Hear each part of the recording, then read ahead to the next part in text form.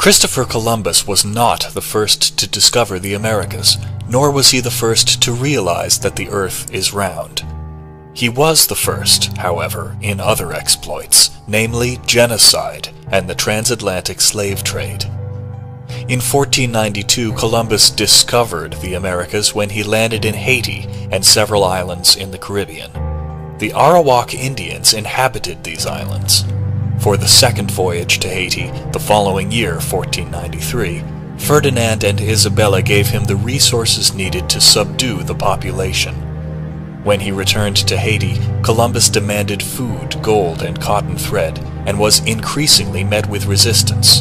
This resistance gave him the opportunity he needed to declare war on the Arawaks. With 20 hunting dogs, horses, and guns, Columbus set upon the Arawaks, tearing them up with dogs and mowing them down with volleys of bullets, and running them over with horses. Reporting back to Queen Isabel of Spain, Columbus boasted, "In the name of the Holy Trinity, we can send from here all the slaves that Brazil will hold." The Spaniards hunted Indians for sport and murdered them for dog food.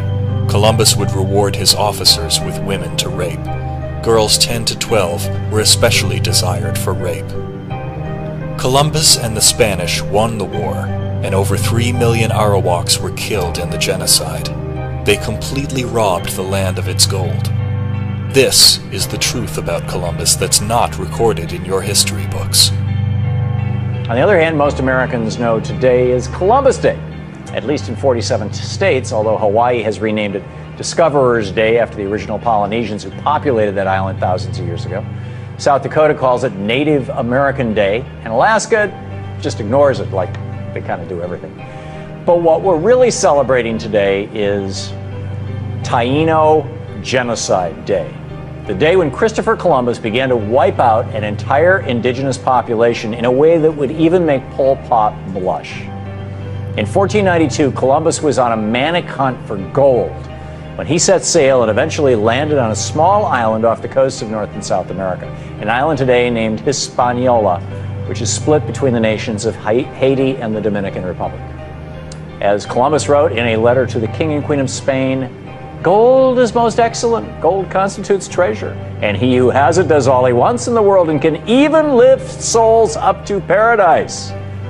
But when he landed in what he called the New World, there wasn't much gold to be found. But he did find something he thought was just as good as gold: people, who, in Columbus's mind, would make great slaves. So he wrote to the Spanish monarchs, "They are well built, with good bodies and handsome features. They do not bear arms and do not know them, for I showed them a sword, and they took it by the edge and cut themselves out of ignorance. They have no iron. Their spears are made of cane. They would make fine servants. With 50 men, we could subject them all and make them do whatever we want. And here there are so many of these slaves. Although they are living things, they are as good as gold." What Columbus did to the island and the tragedy he brought to the native population there has been largely erased by time and replaced by a glorified story of a bold explorer who set out to change the planet. In reality, though, as a result of what we've learned from writings by Christopher Columbus's own men, he raped, pillaged, enslaved, and slaughtered people just to get rich. Not exactly the type of guy worthy of a Main Street parade.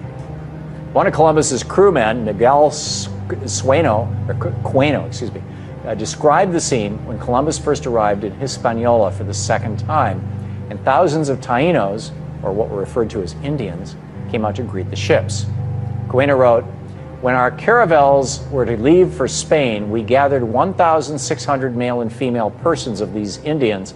For those who remained, we let it be known to the Spaniards in the vicinity that anyone who wanted to take some of them could do so to the amount desired, which was done." Queno went on to write that he took his own sex slave, a beautiful teenage girl who, in his words, quote, "resisted with all her strength," quote, end quote, leaving him no other choice but to, quote, "thrash her mercilessly and rape her," end quote. And when Columbus's men did good work, Columbus routinely presented them with their very own sex slaves. But that was just the beginning.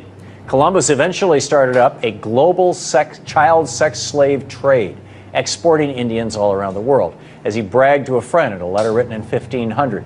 100 castellanos, as a Spanish coin, are as easily obtained for a woman as for a farm. And it is very general, and there are plenty of dealers who go about looking for girls. Those from 9 to 10 years old are now in demand. Eventually, under Columbus's orders, life for the Taino on their homeland of Hispaniola became so bad that they resorted to mass suicide.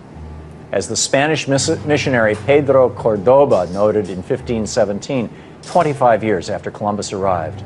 As a result of the sufferings and hard labor they endured, the Indians choose and have chosen suicide.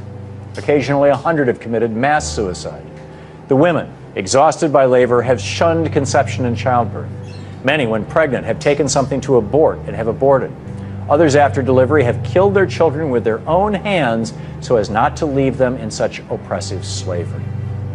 By the time Cordoba wrote those words, the indigenous population on Hispaniola had plummeted from roughly 3 million people before Columbus arrived to only 12,000 25 years later. A few decades after that, not one Taino was left on the island. An entire culture and people completely wiped off the map and largely forgotten, thanks to Christopher Columbus. Happy Taino Genocide Day.